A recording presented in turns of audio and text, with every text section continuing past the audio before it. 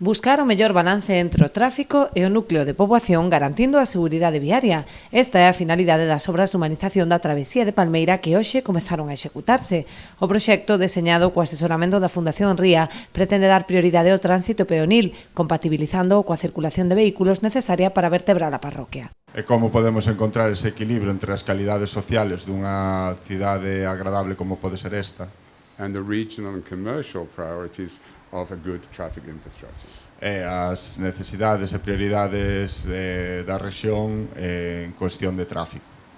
Actuarase sobre un treito de case 1 kilómetro da AC305 o seu paso polo núcleo de poboación. Ademais da renovación dos pavimentos e ampliación de beiras rúas, contémplase a sustitución das redes de abastecemento e saneamento pluviais.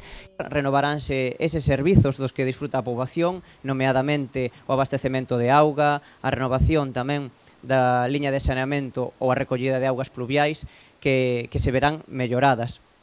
Tamén un aspecto fundamental para esta renovación é a accesibilidade universal, que calquera persoa, independentemente da súa condición física, poida discorrer por todo o trazado da AC305 no seu paso por Palmeira e que non teña ningún tipo de barreira nin de dificultade a hora de camiñar e de discorrer por esta estrada.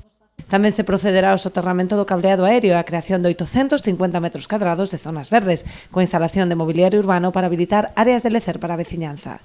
Nova iluminación pública, novo mobiliario urbano, nova parada de autobús que tedes aquí ao carón e tamén nova plantación vegetal que permitirá que veciños e tamén visitantes disfruten do paseo con esa sombra natural que nos dá a nosa vegetación. Sen esquecernos, por suposto, e isto é moi importante, da seguridade viaria, que é primordial en todas as actuacións que estamos a facer dende a Axencia Galega de Infraestructuras, ese calmado de tráfico que ben explicaba a enxeñeira, con el que se consigue con esa reducción de carrís, esa reducción de 50 a 30 os kilómetros de velocidade dos vehículos, que é fundamental para a seguridade viaria nunha zona onde debemos garantir esa seguridade do tránsito peonil.